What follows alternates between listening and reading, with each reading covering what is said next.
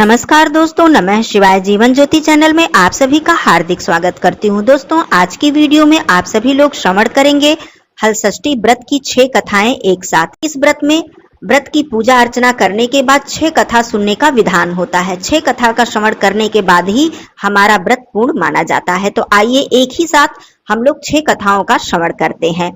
पहली कथा। चंद्रव्रत नाम का एक राजा था जिनको एक ही पुत्र था। राजा ने राहगीरों के लिए एक तालाब खुदवाया, लेकिन उसमें से जल नहीं निकला। जब भी राजा की प्रजा उस तालाब को देखती तो राजा को कहती कि जरूर राजा ने कोई पाप किया होगा, इसलिए इस तालाब में जल नहीं निकला। यह खबर जब राजा तक पहुंची तो राजा बहुत ही दुखी हुए। राजा ने सोचा, मैं तो बहुत ही धार्मिक प्रवृत्ति का हूँ, मैंने कोई पाप नहीं किया है, फिर भी मैंने तालाब खुदवाया, लेकिन उसमें से पानी क्यों नहीं निकला। उसी रोज राजा के स्वप्न में वरुण देव ने दर्शन दिया और कहा कि यदि तुमने अपने पुत्र की बलि तालाब में दे दी तो उस तालाब से जल निकल आएगा। सुबह राजा ने स्वप्न में कही हुई बात दरबार में सुनाई और कहा, मेरा धन व धर्म भले ही व्यर्थ हो जाए, परंतु मैं अपने पुत्र की बलि नहीं दूंगा।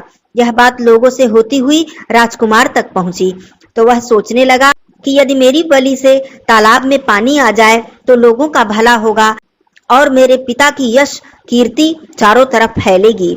यह सोचकर राजकुमार अपनी बलि देने के लिए तालाब में बैठ गया। अब वह तालाब पानी से भर गया। जल के जीव जंतुओं से वह तालाब परिपूर्ण हो गया। इकलौते पुत्र की बलि देने से राजा दुखी होकर वन को चले गए। वहां पर 5 स्त्रियां हलषष्ठी का व्रत कर रही थीं, जिसे देखकर राजा ने पूछा, यह कौन सा व्रत है और आप लोग इसे क्यों कर रही हैं? इसको करने से क्या फल मिलता है? तो यह पूछने पर स्त्रियों ने हलषष्ठी व्रत की महिमा और संपूर्ण विधि बताई। उसे सुनकर राजा अपने नगर को वापस आ गए और रानी के साथ उन्होंने इस व्रत को किया। व्रत के प्रभाव से और षष्ठी माता की कृपा से वह राजकुमार तालाब से जीवित होकर बाहर निकल आया। राज परिवार के सभी लोग तथा पूरी प्रजा माता षष्ठी जी का जय जयकार करने लगे।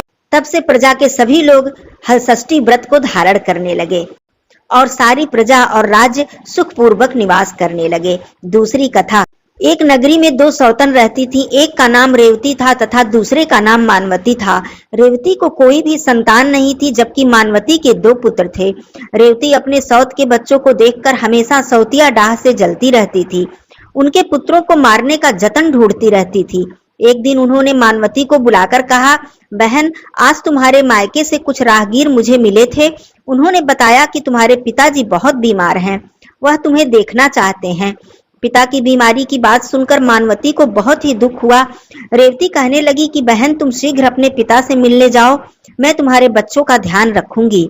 सौतन की बात को सच मानकर वह अपने पुत्रों को रेवती के हाथों में सुरक्षित छोड़कर अपने पिता से मिलने मायके चली गई। अब रेवती बच्चों को मारने के लिए मौका ढूंढने लगी।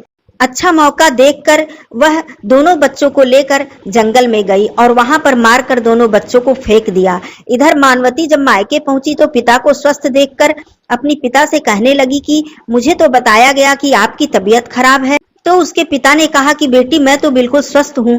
अब मानवती के माता पिता के मन में कुछ संदेह उत्पन्न हो गया और उन्होंने कहा कि पुत्री, तुम तुरंत यहाँ से लौट जाओ। जरूर कोई न कोई ऐसी बात है जो तुम्हें झूठ बोलकर यहाँ पर भेजा गया है। अब मानवती के मन में अपने बच्चों को लेकर भय सताने लगा। उसने अपने माता पिता से कहा कि मैं तुरंत यहाँ से जा रही हूँ।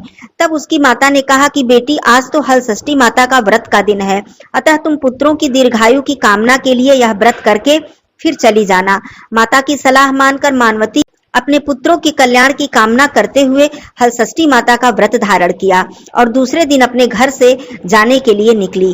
रास्ते में वही जंगल पड़ा और वहां पर उसने अपने बच्चों को हंसते खेलते हुए देखा और पूछा कि तुम लोग यहाँ कैसे पहुंच गए। तब पुत्रों ने बताया कि आपके चली जाने पर हमारी दूसरी माता ने यहाँ पर हमें मारकर फेंक दिया था। तभी एक स्त्री आई और फिर से हमें जिंदा करके चली गई। अब मानवती को यह समझते देर नहीं लगी कि यह सब माता षष्ठी जी की कृपा से ही हुआ है। अब षष्ठी माता का जयकारा करते हुए अपने पुत्रों को लेकर मानवती अपने घर पहुंच गई।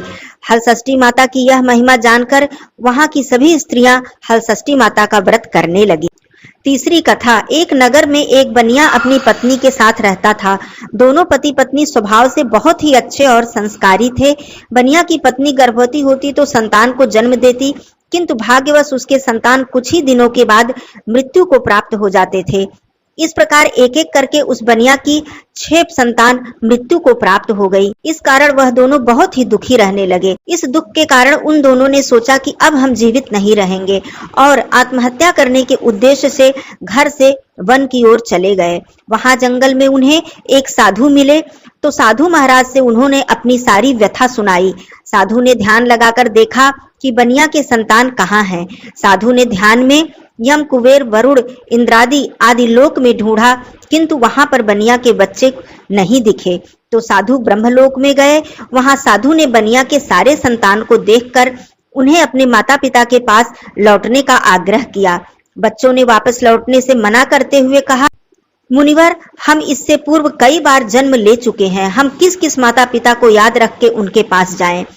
और हम जन्म, मृत्यु और गर्भ के चक्कर से अब मुक्त हैं। अब हम नहीं जाना चाहते। तब साधु महाराज ने उन आत्माओं से यह उपाय पूछा कि किस प्रकार बनिया के संतान दीर्घजीवी होंगे।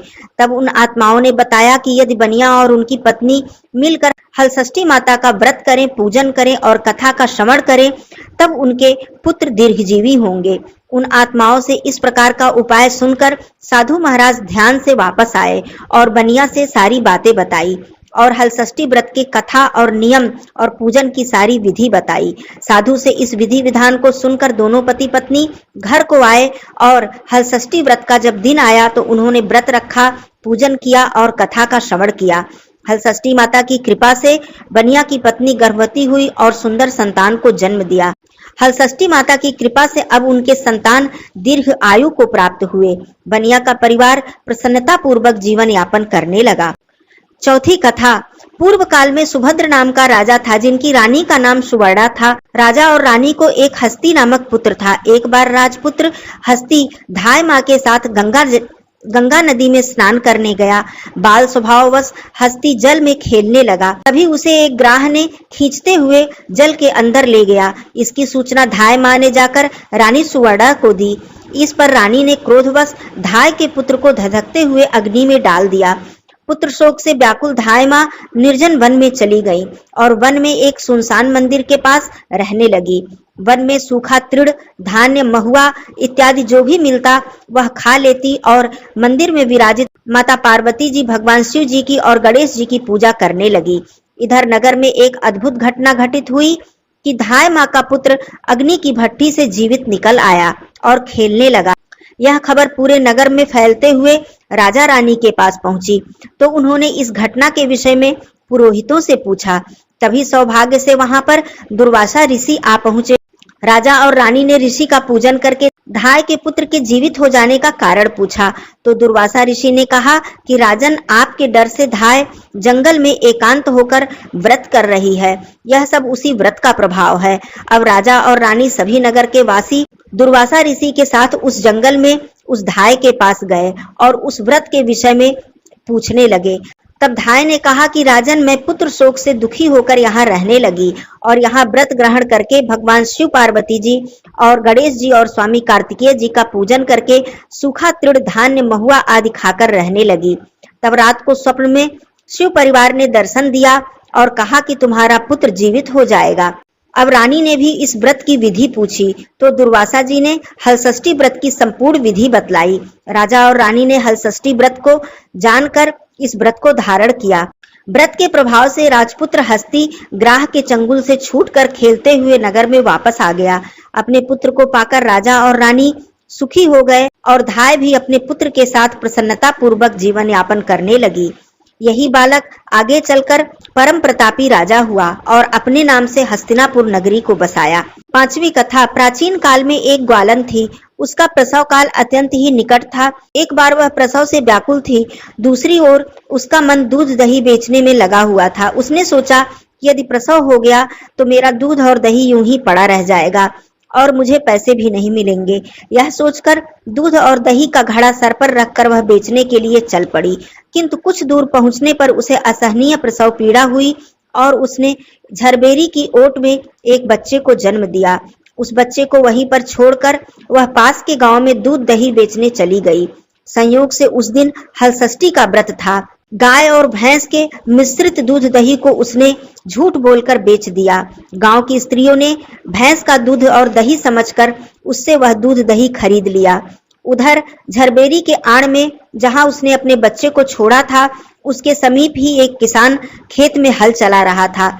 अचानक ही उसके बैल भड़क उठे और हल का जो फल था वह बच्चे के शरीर में घुस गया और वह बालक मृत्यु को प्राप्त हो गया। इस घटना से किसान बहुत ही दुखी हुआ और फिर उसने हिम्मत करके धैर्य से झरबेरी के कांटों से ही बच्चे के पेट में टांके लगा दिए और वहीं उसे छोड़कर चला गया।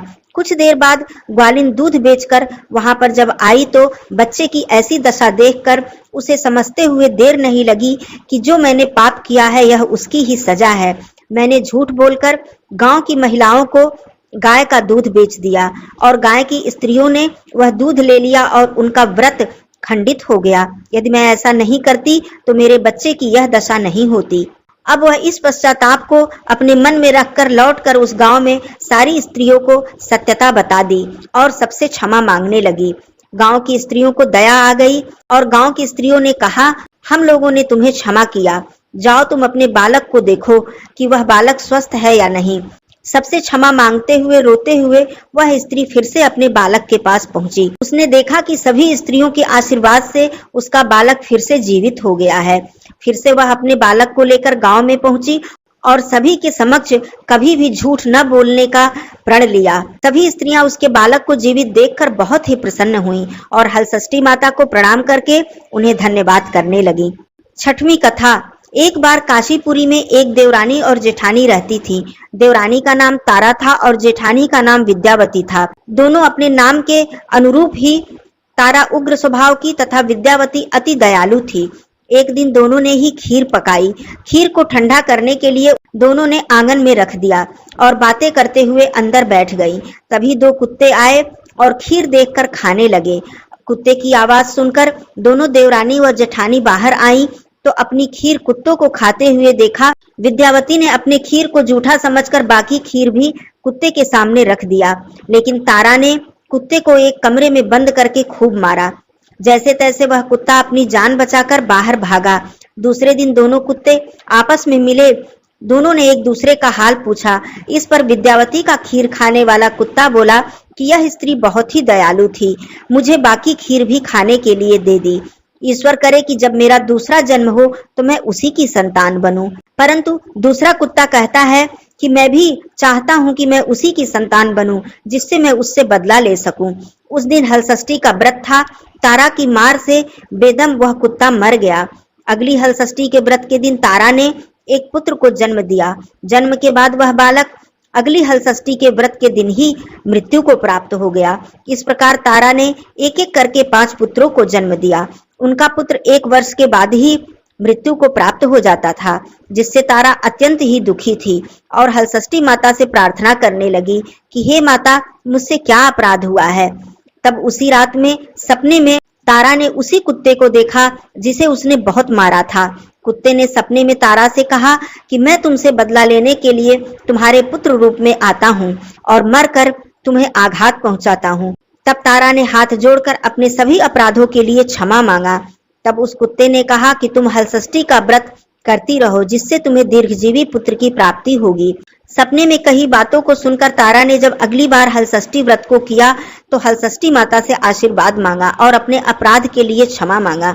हलषष्ठी माता की कृपा से तारा ने फिर से दीर्घजीवी संतान को जन्म दिया और प्रसन्नता पूर्वक जीवन यापन करने लगी और हलषष्ठी माता का व्रत करने लगी। इधर विद्यावती भी हलषष्ठी माता की कृपा से एक सुंदर और सुशील पुत्र को जन्म दिया और सुखपूर्वक जीवन यापन करने लगी। इस प्रकार दोस्तों हलषष्ठी व्रत की 6 कथाएं समाप्त होती हैं। बोलिए षष्ठी माता की जय। धन्यवाद दोस्तों। नमः शिवाय। हर हर महादेव।